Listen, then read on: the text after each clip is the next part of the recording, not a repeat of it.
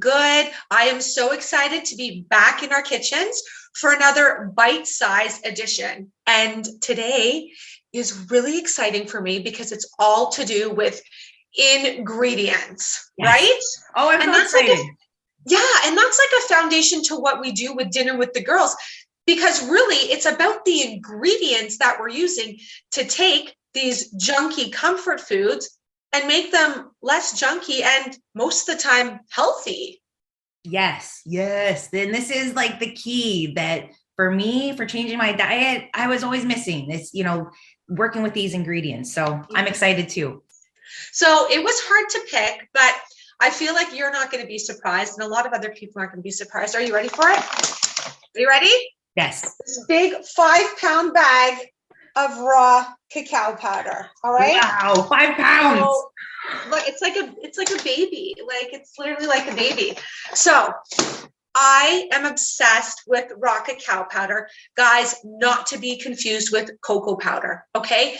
Completely different. Cocoa powder is at high heat and basically everything good has been taken out of it. All right. So you want the raw cacao. Why do I love it? Well, first of all, it's chocolate. Hello, right? Hello. No brainer. Second of all, the versatility. Okay. So I use this every single day and sometimes several times throughout my day. And I'm talking about things like smoothies. Yes. All right. I'm talking about in my lattes. You guys know I love to make lattes at home. Baking, huge one for baking. Smoothie bowls with an avocado, you're making it all rich and amazing in there. Have you tried my fudgesicles? Not yet, but I did try. I want to say I tried your peppermint cookies with the cacao powder. My God, so good.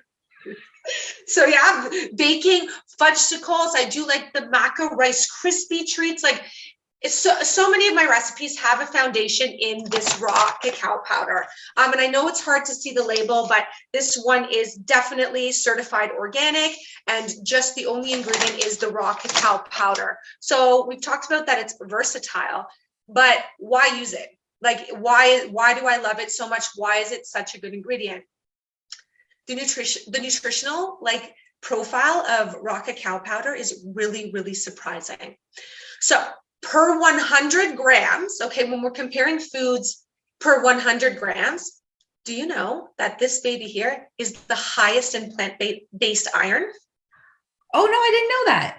So we can't take it per serving. So again, to eliminate confusion, if I'm going to have a whole bunch of tofu and then let's say a tablespoon of raw cacao powder, you're going to have more protein in the tofu, in the soybean. But when you're comparing 100 grams to 100 grams, pound for pound, highest source of plant-based iron goes to raw cacao powder. Okay, cool. So how much, just can I ask, how much is 100 grams of cacao powder? That's a really good question that I'm not prepared to answer. So I actually have no idea. You know that I'm not the math girl at all, but I just love the idea that pound for pound, it's super high in iron, but that's definitely something we can make sure to put in the notes just to give people like a comparison. Yeah, because it would be kind of cool to know because for sure. For sure. And then that kind of brings me into serving. If we pause the nutrients for a second, the serving will depend therapeutically. It can be used in a lot of, different amounts. Serving, getting 1 tablespoon a day is great for the body, but I use this a lot therapeutically with clients. So you can do a lot more depending on kind of what we're trying to rebalance. Well, so I'm just going to say, I don't feel bad now that I've been putting like 2 tablespoons into my smoothie because it's so chocolatey. It's like, that's the amazing thing for me is it tastes like pure chocolate. I mean, it is chocolate, but it's just, the taste is amazing. So I don't feel bad. Okay. 2 tablespoons in the smoothie. Absolutely. And that's going to balance other things that you probably have in there, like spirulina, maybe dulse, like something that doesn't taste as great. So absolutely amazing. I think a lot of people don't know that there is protein in here. Okay. So there is 4 grams of protein per tablespoon. That's pretty good. That's good. Yeah. You wouldn't think that this is a protein food, but you're getting your iron, you're getting your protein. Here's another really fun fact. This is fermented. Raw cacao is a fermented food. I did not know that at all. Right. I just have to stop wow, that just blew my mind. I know. Isn't that so exciting? In the process where they take it from the raw cacao, the nibs, and they break it down into the powder, it's a process using fermentation. So what does this mean? I know that you know. This is amazing for our microbiome. It feeds our good gut buddies. It helps them grow big and strong, and it helps them multiply as well. So feed your gut with chocolate. Hello. Hello, how can you go wrong? Calcium. For all those plant-based eaters out there who are worried about getting their calcium, there's actually more calcium per serving than in cow's milk, which is insane. So here's a biggie, Yas. Antioxidants. We know like blueberries are freaking amazing, right? 40 times the amount of antioxidants per serving than blueberries. I had no idea how cool this is, like how cool this ingredient is. Holy. And then lastly, one of the things, I could go on and on, but you know what I mean? Lastly, one of the biggies is it's super high in magnesium, which is vital for so many things. But one of the biggest things for so many people right now, it is the anti-stress mineral. So stressed out, have some chocolate. I feel like it just naturally makes sense. You know, don't we always want chocolate when we're stressed out? And as a naturopath, that is like the main reason why I talk about cacao with my patients is the magnesium aspect. But now, like all the other aspects, I mean, make it almost like a perfect food. So, wow. Absolutely. So that's why I use this so often. And that's why, again, don't be tricked with the raw cacao versus cocoa powder, totally different thing, but one of my favorite ingredients. Now I'm really curious to know, what is your one of your favorite ingredients, please? Right. Yeah. So I'm coming in with sunflower seeds. So you know, I have to start by saying that I just used to think this was a hippie food. And like, you know, it's a hippie food. You're like, oh, it's birdseed. And like, I was like, isn't that literally birdseed? Anyway, so it wasn't always in my diet. So I didn't know like how versatile and nutritious this is. So the main, I guess, couple of reasons, you know, 3 reasons why I really love it is, for me, this replaces cashews.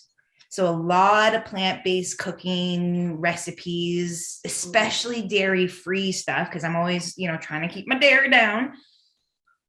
You know, it calls for cashews. And then my husband can't eat any of the things I've made because he's allergic. I don't know how you do it. I'd be like, listen here, I don't know if we can stay married. Right? And for a long time, I was just like making 2 different things. And I was like, you know what, this ain't gonna work. So then I started to find sunflower seeds because of your recipes, because you would always give, you know, the nut-free option. And also, you know, someone who treats a lot of teachers as a naturopath, you can't have nuts at school. So it, you know, it was always like, it was a block. Yeah. This helps. So love this for that reason.